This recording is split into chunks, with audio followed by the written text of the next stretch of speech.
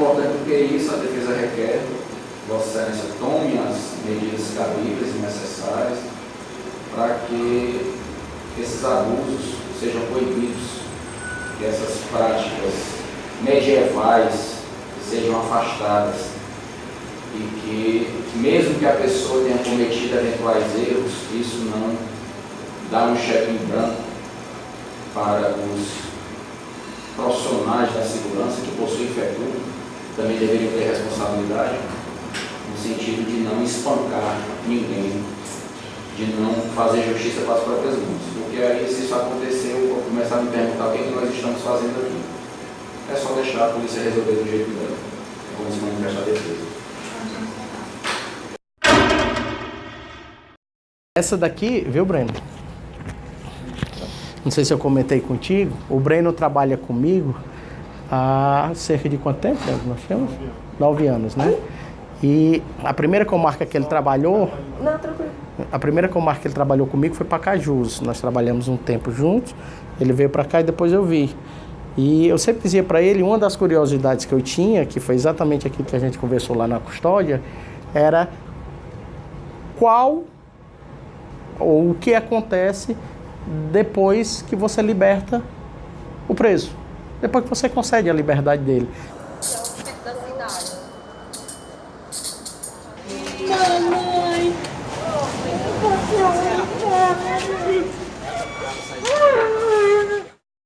Eu vejo pessoas que estão lá aguardando o dia que vão sair, que um dia elas vão sair, mas sem ter uma esperança do que elas vão fazer quando sair do presídio, é o famoso e agora? Como é que vai ser agora? Isso só denota o quanto a nossa política de segurança pública ela é míope, ela é falaciosa e ela não traz nenhum efeito prático. Meu nome é Lígia Monteiro Almada, sou assistente social, trabalhava no sistema penitenciário de 2002 a 2013. Meu nome é Luiz Antônio, Abrantes Pequeno, sou promotor de justiça há 25 anos. Me chamo Delano Benevides, sou defensor público desde 2008, aqui no estado do Ceará. Comecei minha trajetória na comarca de Horizonte, depois fui para a vara de execuções fiscais e crimes contra a ordem tributária, depois fui para a primeira vara criminal, 8ª vara criminal, e depois eu me titularizei no órgão que eu estou até hoje, que se chama NUAP, que é Núcleo de Assistência ao Preso Provisório e Vítimas de Violência, e também acumula a função de realizar diariamente as audiências de custódia.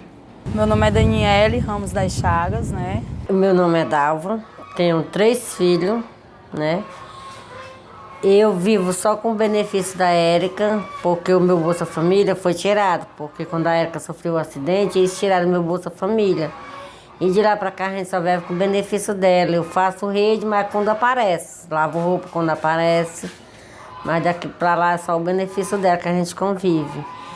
Aí eu tinha postado um mês antes uma doação de uma cadeira, pedindo ajuda. Postou numa rede social? Nas redes sociais. Só que eu não sabia que minha família ia fazer isso comigo. A minha cunhada liga pra mim, dizendo que tinha uma doação de uma cadeira de roda pra fazer pra mim. Eu disse, tá certo. Fiquei feliz, sim, que eu sou mãe de uma cadeirante. Precisava sair de casa com ela. Só que ela doou no domingo, na quinta-feira ela veio com a polícia, me chamando de vagabunda, dizendo que eu tava presa. Chegou aqui, a polícia, você tá presa. E eu, por quê? Você não fez nada? Na minha casa não tem nada, pode entrar. Ele, não, você tá preso porque você tá numa quadrilha de uma cadeira de roda que foi roubada. Eu disse, não, moço, recebi de doação da minha cunhada. Triste saber da injustiça, porque o policial, eu sei que é a profissão, tudo bem, mas não importa, ele tem que respeitar. Ele tem que respeitar, porque em momento algum ninguém desrespeitou ele. Como que foi quando a sua mulher foi presa aqui dentro da sua casa? Pai, isso aí dá até romance de falar, porque é triste você ver sua mulher tratada como uma bandida de casa. A polícia tratou ela como uma bandida? É triste. Eu sei que é o trabalho deles. Eles chegaram dizendo que a família toda era bandido. Ela tava cabelo branco de ver isso. Eu me humilhando aqui, pedindo aí pra levar eu, pra deixar minha mulher, eu que era o dono da casa, era eu. Eu disse pra eles aqui dentro de casa, você vai levar minha mulher. Se não quer me levar, você vai levar ela. Eu vou provar no centro da minha mulher. E vou correr atrás, vou provar no centro dela. Ficou logo 2 comigo aí na frente da minha casa, sem deixar eu entrar pra dentro aqui. Eu entrei pra dentro, pedi pra ele me levar. Me leva, porque minha filha precisa dela. O que a minha mulher faz com a minha filha, eu não posso fazer. E nem sei fazer. O motivo foi só que eu estava devendo 3 diárias e o homem disse que ia jogar as roupas fora, porque o velho que é o que mora dentro do quarto, né, ia se internar. Já que eu ia ficar, eu que tinha que pagar, que ele pobre também não tem, né? Eu não tenho, então eu fiquei muito preocupada e eu não sei o que foi que deu na minha cabeça, mulher, de entrar nessa loja, né? E pegar algumas cuecas que tá na minha bolsa para vender, para poder assumir o quarto.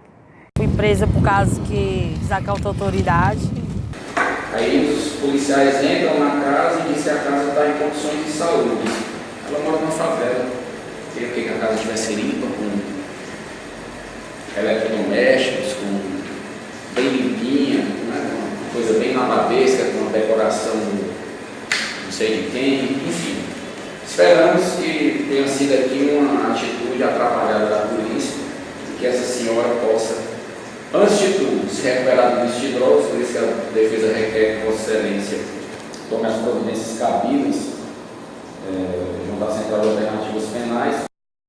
Como que você se sentiu quando você entrou no presídio? Ai, eu me senti um lixo. Sabe? Como assim, sei lá, porque ali é o fim do mundo. Eu tinha minha mão de idade baixa, né? Eu não podia ficar muito em sujeira, né?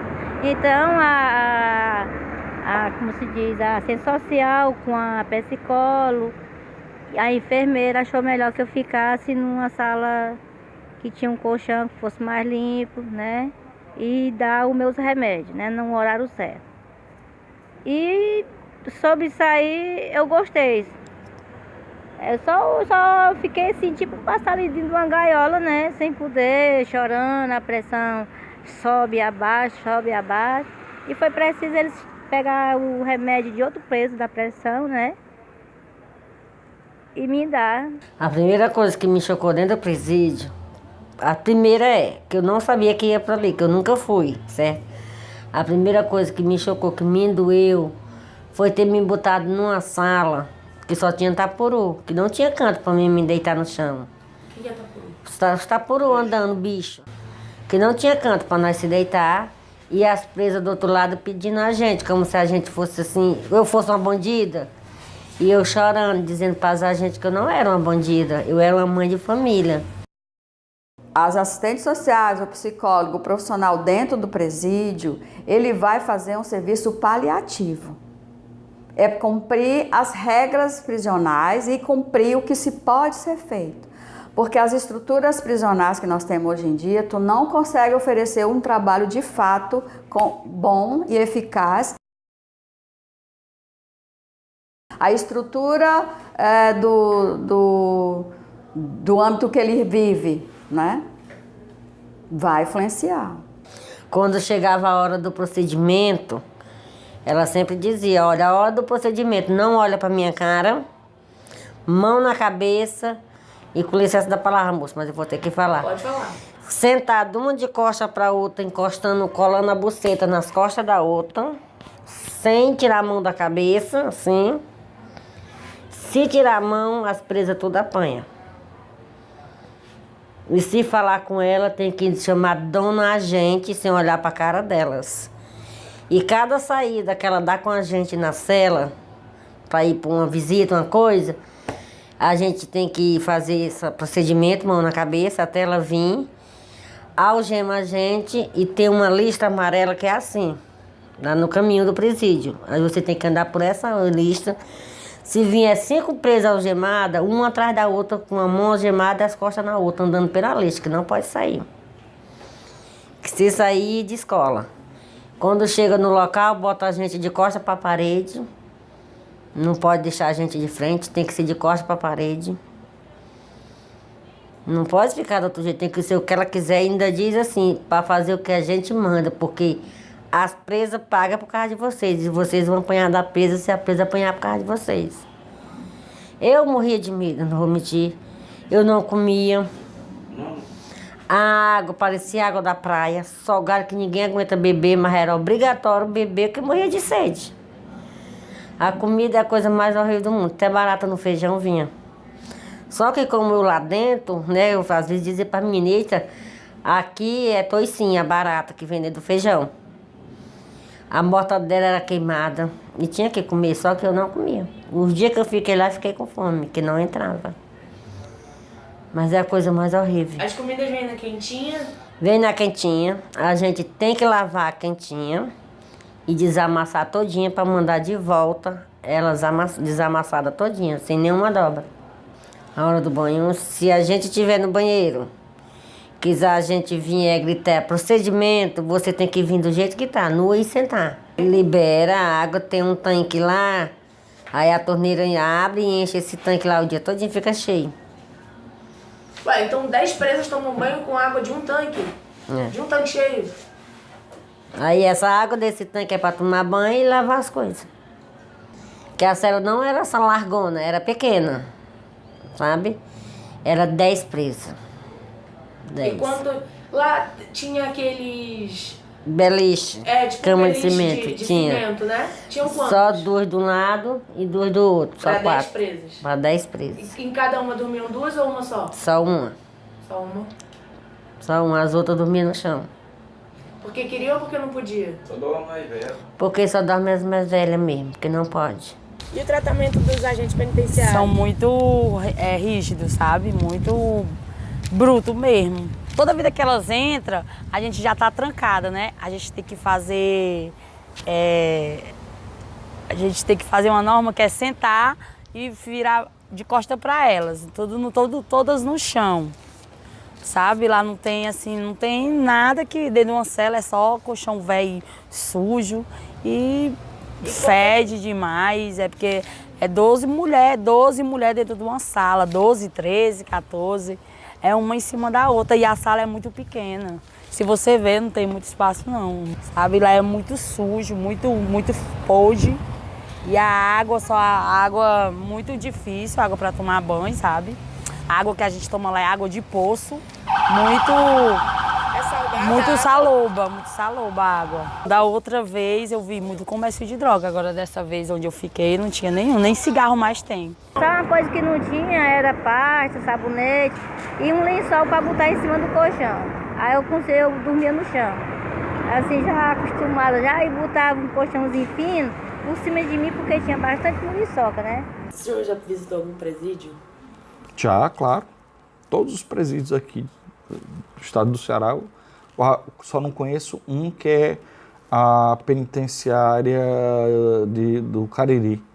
Eu sou responsável pela CPPL3 e vou uma vez por semana lá fazer atendimentos aos presos provisórios e eu tenho sempre o cuidado de não fazer apenas um atendimento jurídico, né, informações processuais, mas também tentar explicar de uma forma didática e, ao mesmo tempo, trazer um tratamento humano e também educação em direitos. E o que mais me choca, na verdade, é o processo de desumanização diária que essas pessoas passam.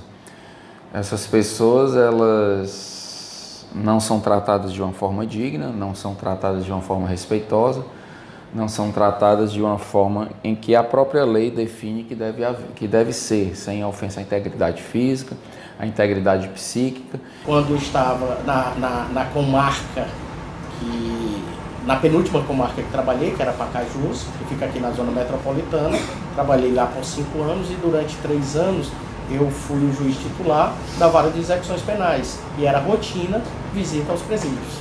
Então nós somos obrigados, por imposição legal, por determinação do CNJ, a visitarmos os juízes, naturalmente, que atuam na execução penal, visitarmos os presídios, inclusive fazendo relatórios, informando as corregedorias do Tribunal de Justiça, ao CNJ.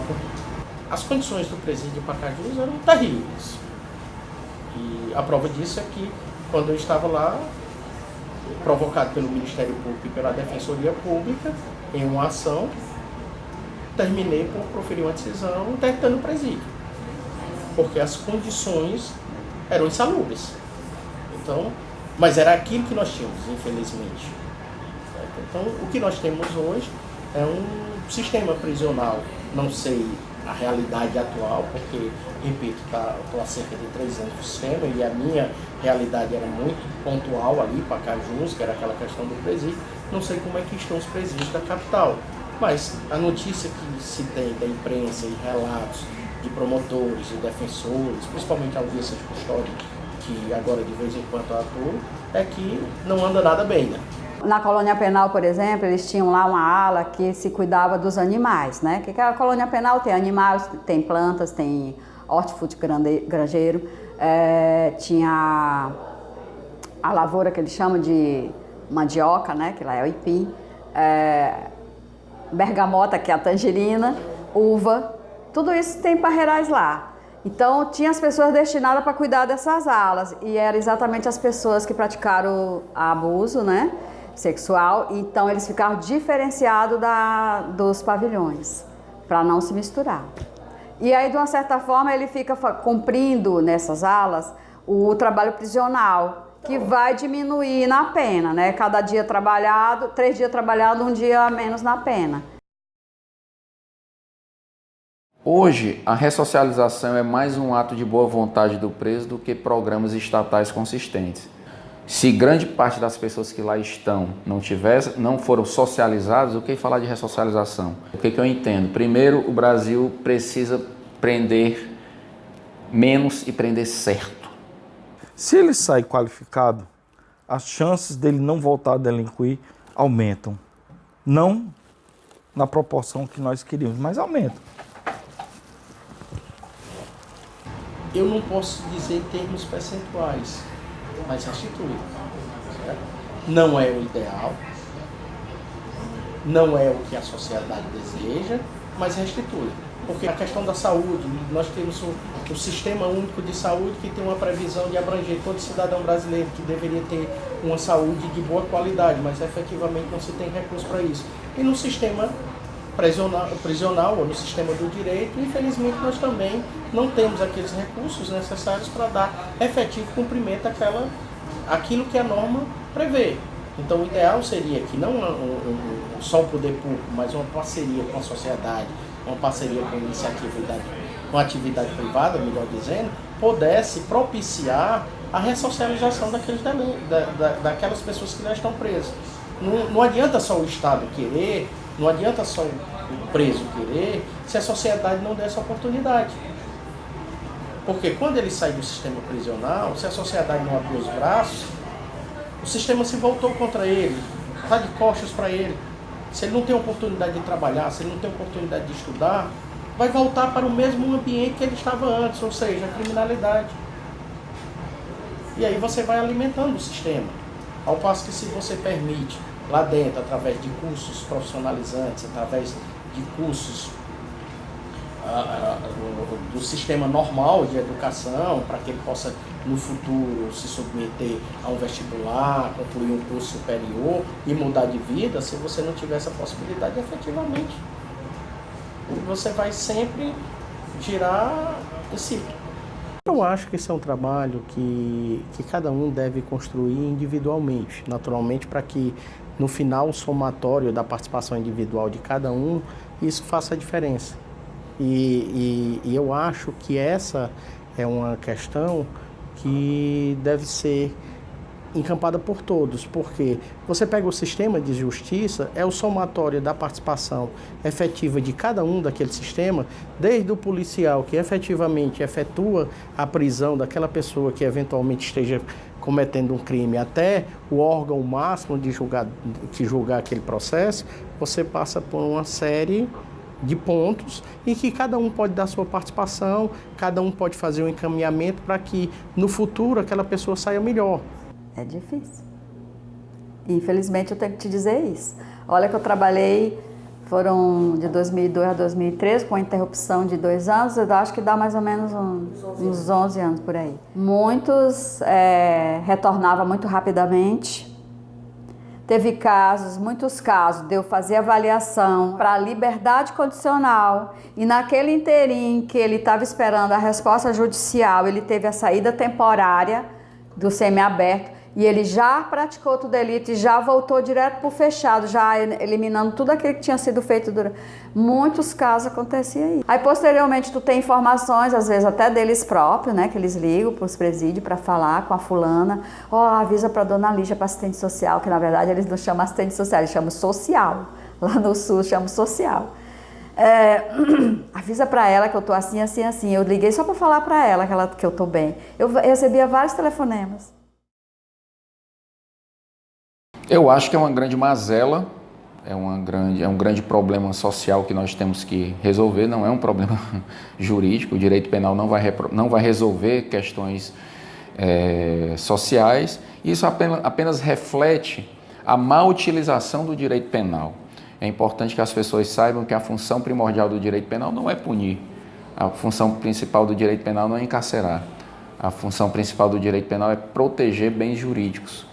E o processo penal é um instrumento de garantias. O que eu quero dizer? Ainda que a pessoa tenha praticado um crime, ainda que a pessoa tenha desrespeitado a lei penal, ela tem que cumprir a pena de uma forma digna. E o que nós temos hoje é a má utilização do direito penal, o que a doutrina na criminologia chama de direito penal simbólico. É a utilização dos efeitos simbólicos do direito penal. Se utiliza o direito penal como um efeito sedante na opinião pública. Existe um fetiche coletivo de que o direito penal resolve todos os problemas, quando na verdade ele não vai resolver. Então o direito penal ele se torna um instrumento muito perigoso quando ele é utilizado como um instrumento de controle que é utilizado no Brasil. Eu não estou aqui falando de governo, que essa política já vem há quase 2 séculos. Se você vê de 2006 a 2016, que foi o último censo penitenciário feito no Brasil, houve uma verdadeira explosão da população carcerária. E 2006 não é por acaso esse ano. Esse ano foi o ano que foi promulgada a Lei 11.343 de 2006. E engraçado é que a Lei 11.343 ela não conseguiu cumprir nenhuma missão a que ela se propôs. Por quê? Continua se consumindo droga de forma desenfreada, a produção e distribuição estão a pleno vapor, a questão da saúde pública não foi tratada na lei, aliás, é tratada na lei, mas não foi colocada em prática, existe uma má utilização da força policial e, por fim, aconteceu o superencarceramento. Então, a questão do encarceramento em massa nada mais é do que a seletividade do direito penal, essa sendo entendida como a utilização pelas instituições formais de controle de prender pessoas que são mais vulneráveis, que são mais fáceis de prender. Então, o que se traduz dentro do cárcere é o que acontece fora do cárcere. Nós temos uma sociedade absolutamente segregadora, nós temos uma sociedade que separa as pessoas pobres das pessoas ricas e só vai para a prisão aqueles que são indesejáveis e que são descartáveis, que são as pessoas pobres. São 80% pessoas pobres, que são pegas com pequena quantidade de droga e em 90% das vezes desarmadas e 70% são primárias. Quer dizer, está se gastando dinheiro, está se gastando energia da força policial para se prender os chamados pequenos traficantes, os chamados traficantes varejistas, que são os traficantes que são facilmente substituíveis dentro da estrutura de organização criminosa, quando não, isso que é o mais grave, esse que é o efeito mais nefasto da lei de drogas, que é prender o usuário como se traficante fosse. E qual é o efeito disso? O efeito disso é que o próprio Estado, por mais paradoxal e irônico que seja, está fornecendo mão de obra gratuita para as organizações criminosas. Dentro da população carcerária, as pessoas presas por homicídio não chega a 10%. Grande maioria das pessoas presas, 1/3 das pessoas presas do Brasil estão por conta do tráfico de drogas.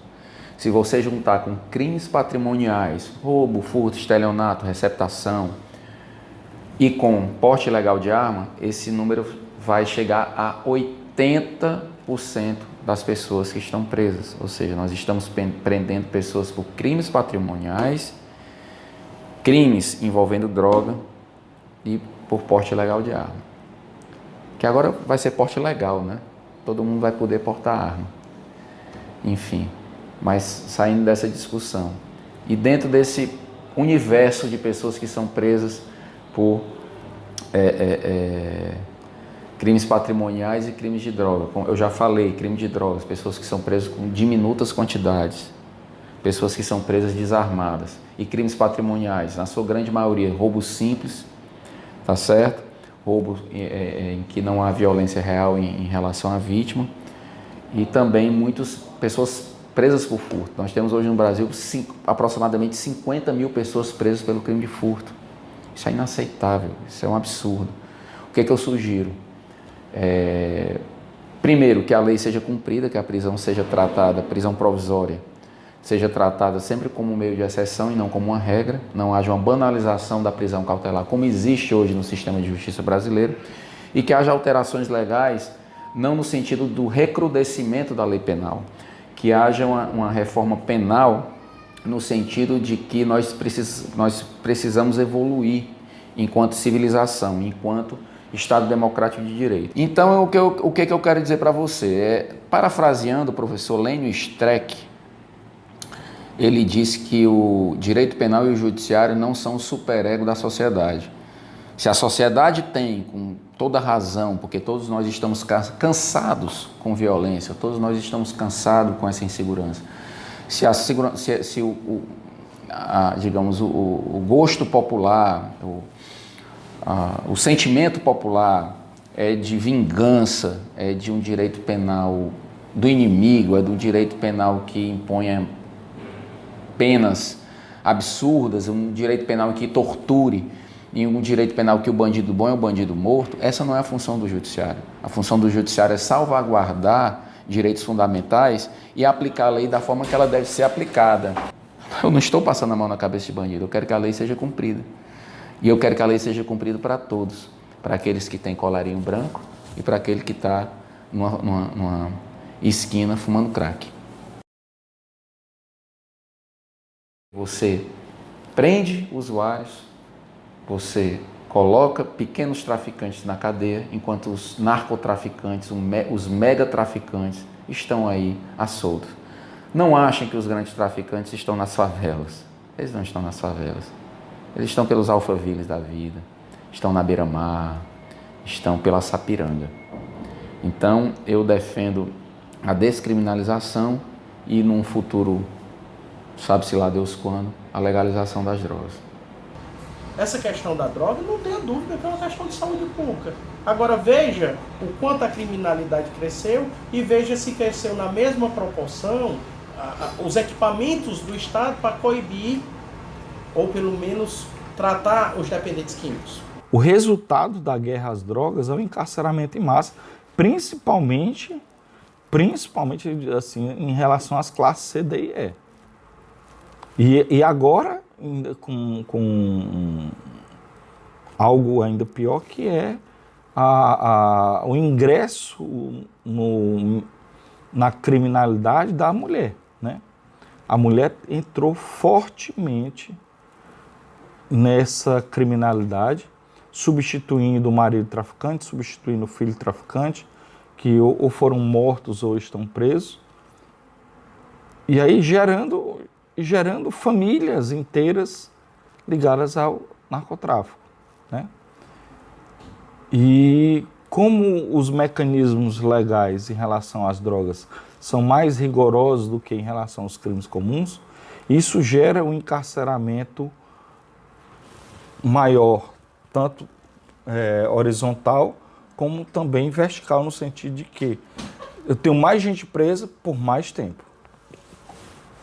A solução deveria começar com a educação das crianças. Essa questão da prevenção das drogas através da educação, as chances de você ter uma demanda maior diminuem consideravelmente. Por exemplo, tabaco, nicotina é droga. Partindo da definição de que droga é aquilo que causa dependência, Então, por que só a maconha, por que só a cocaína, por que essas outras drogas são consideradas boas para o consumo com pouca regulamentação e as outras são criminalizadas? A gente tem que começar a pensar nisso aí, porque como está, não está funcionando.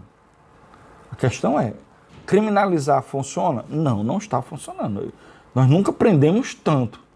E ainda assim, nem estamos mais seguros, nem estamos contendo a demanda e nem a oferta por drogas. A gente fala antidrogas, guerra contra as drogas. Isso me lembra muito, fazendo uma metáfora, da questão de como a gente lida aqui no Ceará com esse fenômeno da seca, né? Vamos combater a seca. Você nem combate a seca, né? A seca é um fenômeno natural que ela ocorre periodicamente, inevitável, porque o principal problema da guerra às drogas, abre aspas, fecha aspas, é porque parte do pressuposto de que o traficante é o principal problema, e não é. A questão das drogas, ela passa em primeiro lugar pela busca, pela demanda que os usuários têm em relação às drogas. Muitas pessoas falam e se utiliza de um discurso que é uma meia-verdade, eu não estou dizendo que é mentira, mas uma meia-verdade pode conduzir a uma conclusão falaciosa. Eu estou falando aqui de metodologia, de empirismo, de ciência. Muitos governantes, inclusive o nosso governador Camilo Santana, diz que os índices de criminalidade estão diminuindo porque os índices de homicídio diminuíram. É uma verdade absoluta? Longe de ser. É uma verdade? É uma meia-verdade. Eu vou te explicar o porquê. No Brasil, nós tivemos no ano de 2018, provavelmente, perto de 62 mil homicídios. Só que ninguém tem coragem, ninguém tem a responsabilidade de aprofundar a discussão em relação ao homicídio. Se fala em 62 mil homicídios, mas quais são as vítimas preferenciais do crime de homicídio? São pessoas pobres. Aí tem caba que tira a vida aí, faz o diabo a quatro, no dia tá solto, passa achando graça e pronto, e já era. Porque tem dinheiro. Hoje só quem fica preso que não tem dinheiro. Eu acho que falta mais de lá. Eu acho que precisaria ir professores. Tem muita gente que não sabe ler e escrever lá. Eu acho que lá precisa de educação.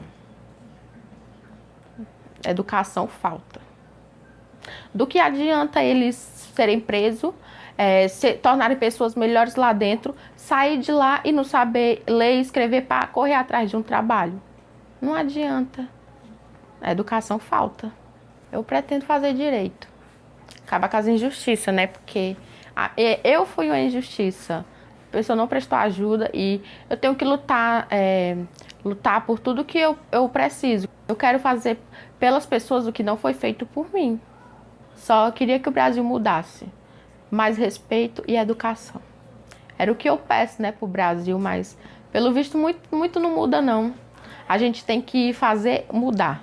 E aí essa coisa de eu tô aqui, que eu tô com ódio, que eu tô com raiva, muitos são assim. Muitos lá dentro estão muito possessos, né? Tirando aqueles que praticaram o delito por algum problema psiquiátrico, né? Que tem muitos mesmo. Eu sempre falava assim, quando a saúde não atua, vai parar dentro de presídio. E recentemente eu fiz um estudo de vários países do sistema de saúde, por causa de um trabalho que eu precisava fazer para a especialização que eu estava fazendo de gestão. O SUS do Brasil é o melhor. Nenhum outro sistema internacional paga tratamento de TB, de HIV, nenhum outro, só o Brasil. Todos copiam daqui. Olha, vai desde uma sugestão. A primeira sugestão, o que se sabe hoje, a criminologia ensina uma coisa. As instituições penais, os prédios das instituições penais, elas não devem ser construídas para abrigar um grande número de presos. É impossível você fazer uma individualização de pena quando o presídio tem 1.000 presos. Ali vai ser uma massa carcerária. Então, a primeira coisa, a construção de presídios para no máximo 200 presos, para que o preso obtenha um tratamento diferenciado, individualizado no cumprimento da sua pena. Lembrando que, quando o preso ele é condenado, definitivamente condenado, ele só deve perder aquilo que a lei manda ele perder, que é patrimônio, liberdade, direitos políticos. Segundo, a oferta massiva de trabalho. Massiva, quando eu digo massiva, é massiva mesmo assim. Você criar mecanismos para que as empresas venham a investir dentro dos presídios para produção técnica.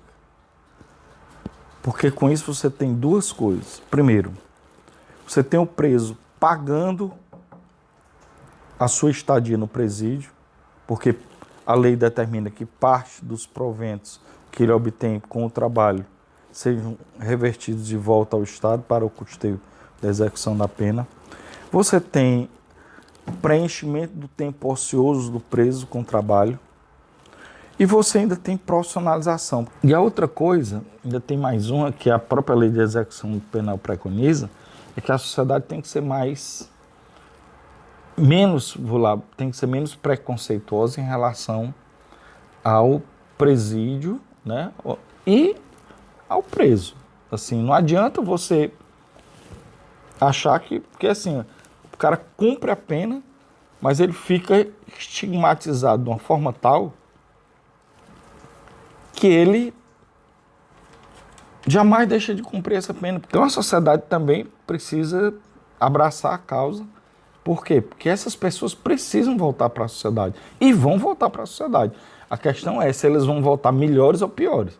Mas voltar eles vão. Só não voltam, insisto, se eles morrerem lá dentro.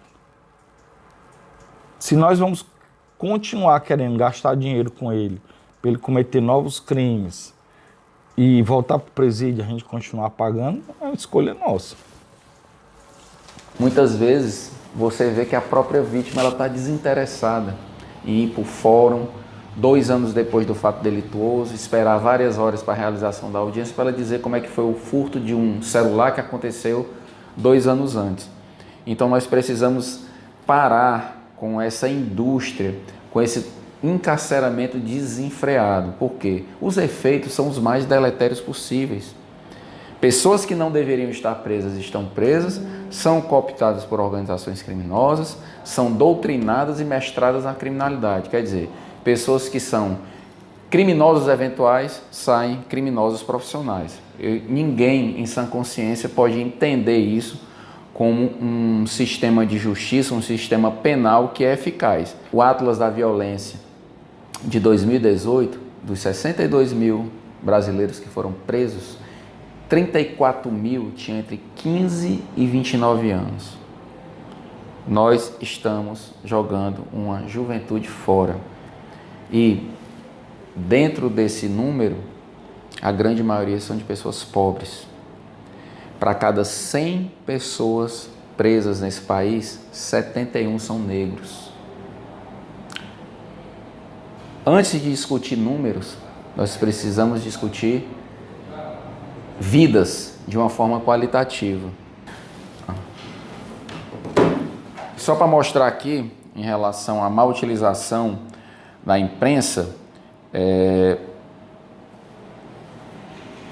uma notícia que foi, 2 notícias na verdade que foram postadas no mesmo portal, no portal G1, sendo que uma se trata de uma prisão de jovens de classe média no Rio de Janeiro e outra de pessoas pobres na periferia de Fortaleza. E você vê que o vocabulário e o tratamento é completamente diferente. No Rio de Janeiro diz o seguinte: polícia prende jovens de classe média com 300 quilos de maconha no Rio. Eles estavam com uma quantidade absurda, 300 quilos é uma grande quantidade, mas como se tratavam de jovens de classe média da zona sul do Rio de Janeiro, eles foram tratados como jovens de classe média. Já aqui, na periferia de Fortaleza, polícia prende traficante com 10 quilos. Quer dizer, o cara é traficante com 10 quilos e com 300 é jovem de classe média. Então, isso mostra o tipo de tratamento que é dado pela imprensa. Não apenas pela imprensa, mas também pelas instituições formais de controle. É o que a criminologia chama de etiquetamento, de rotulação. É a teoria do labeling approach, onde hoje não se pergunta mais por que as pessoas cometem crime. Hoje se pergunta por que determinados grupos são tratados como criminosos de forma preferencial. Então, eu pergunto a vocês, os nossos presídios estão entupidos de pessoas negras, pessoas pobres, pessoas jovens, que não tiveram acesso à educação e à cultura. E por que tem tão pouco branco? Por que tem tão poucas pessoas mais abastadas? Eu faço a seguinte pergunta: será que só os pobres cometem crimes?